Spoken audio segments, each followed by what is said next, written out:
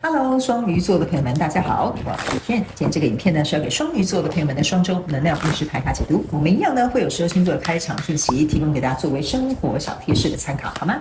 首先呢，我个人会感觉这2到3周双鱼座的朋友们会特别喜欢吃cheese 口味的东西哈。有一些人呢，你们可能平常早餐吃蛋饼可能会特别哈，平常可能不会加，最近呢可能会吃cheese 蛋饼啦，或者是呢 cheese 的那种可爱小饼干啦哈等等之类的哈。就最近这2到3周特别吸引你，好吗？OK 好，那第二个呢，要给双鱼座的朋友们的开场讯息是，这2到3周呢，我个人会感觉这个白水晶跟黄水晶呢，特别适合双鱼座的朋友们。OK， 那如果你刚好有的话呢，我会建议你可以在这2到3周进行这个佩戴，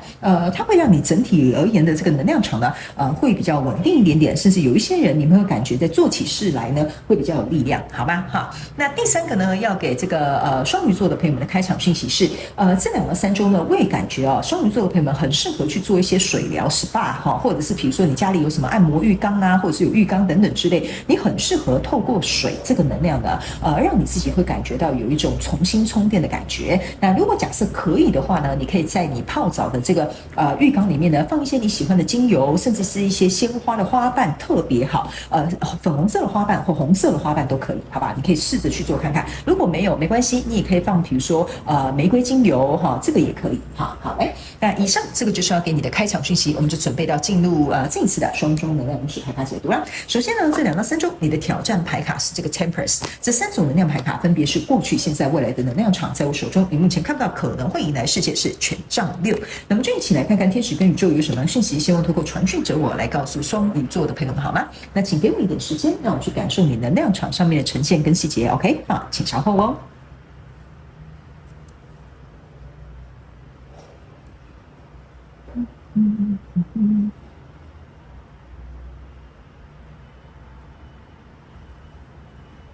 OK， 行，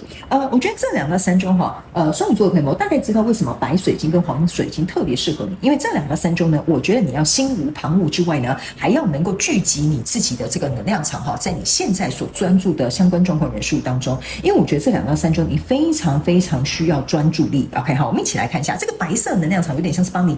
有点像是一个像人家会讲是一个结界或者是一个安全范围哈。在过去的状况当中呢，你抽到这个是权杖女王，抽到这是愚人牌卡，还有这个圣杯女王，这3张牌卡呢，都是在讲一件事情，就是说你现在呢正在一个你很在乎的交手相关状况人数当中，不仅呢投入你的情感，还投入了你的行动，因为你很渴望呢这件事情呢能够某部分的人你应该是想要放手一搏，或者是祈求有一个新的开始。那某部分的人呢，你会希望说这个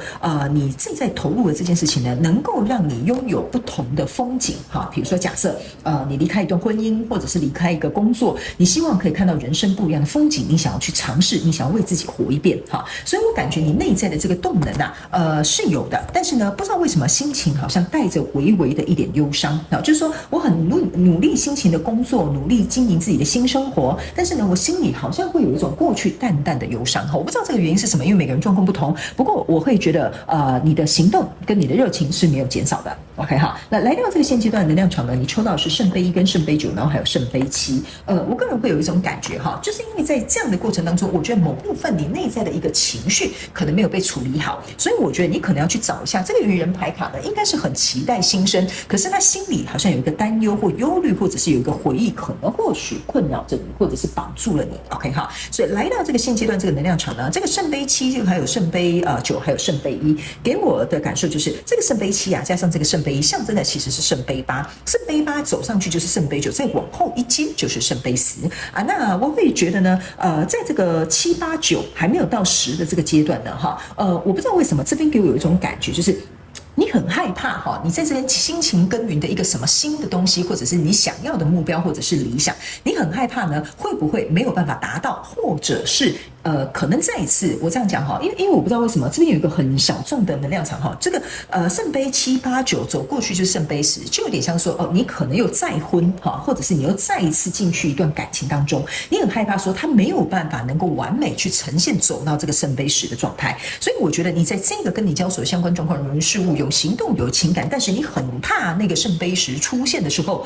不知道到底会是什么样的一个状态。我觉得这样的心情好像有点像是说，对这件事情很期待，但是也很害怕再受到伤害，或者是他的失落感，或者是期待感，你很害怕可能会再一次的发生哈。所以那就是为什么你的挑战牌卡是这个 Temperance。这个 Temperance 呢有几个要件哈，这边呢其实是有2个圣杯的，这2个圣杯啊加上这个圣杯其实象征的就是圣杯9 ，OK， 这个圣杯9呢加上这个 Temperance 象征的是圣杯1，所以你看哦，这不知道为什么哈，里面就是缺一个圣杯10。OK 好，那当然呢，这2个圣杯加上这个圣杯7，还有加上这个圣杯1是走到圣杯10。可是我觉得这就是为什么这一次你的双周能量运势牌卡解读的挑战牌卡是这个 Temperance。OK， 因为呢，如果没有这2个圣杯2是没有办法去造就唯一里面的这个圣杯10的出现。所以我觉得这张牌卡是在考验双鱼座的朋友们呢，你们在投入的过程当中，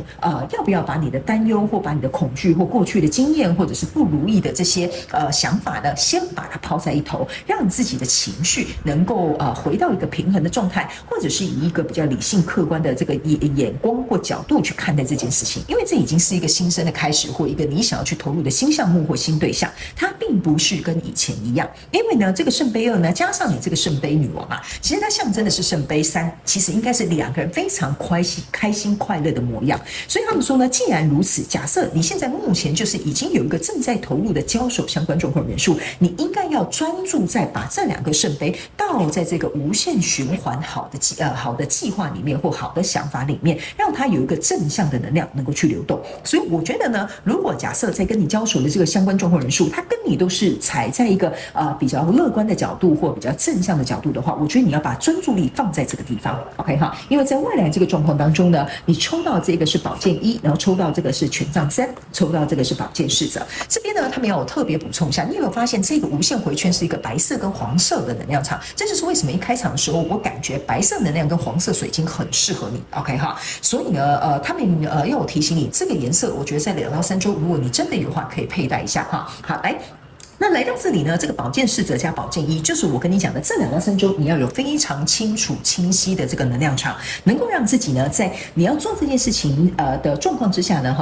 当然我们会说你可以去投入这个跟你交手相关状况人数，但是呢，你风险管理或者是一些客观的衡量跟评估，当然也是非常的重要。这2个宝剑2呢，它很好的是因为它拆开，代表的是说，在跟你交手这个相关状况人数，你们是共同想要去朝向同一个目标的，而且你们是手中一人握一把剑，意思就是说呢，我们2个都很清楚，这2个圣杯倒下去，我们想要共同创造什么。所以这个权杖3呢，会引导我们朝向一个新的方向的同时，在未来你目前看不到可能会迎来事件是权杖6。所以呢，你看到很多人呢都在帮你欢庆，或者是这是有一个很好的结果，所以我才会跟你说啊，你的考验是这2个圣杯，你们2个可不可以同心协力之外，你自己可不可以专注在其中，然后去创造一个良好的这个正向的循环，然后还有把你自己的情绪跟理智达到一个平衡的阶段。我觉得只要你通过这个考验啊，其实说实在的哈，你在后面你们2个人同心协力之外呢，还有一件事哦，这个跟你交手相关状况人数，你们都是拿出最大杯的圣杯，所以其实我会觉得你没什么好担心，但是千万不要自己搞砸了这一出好戏，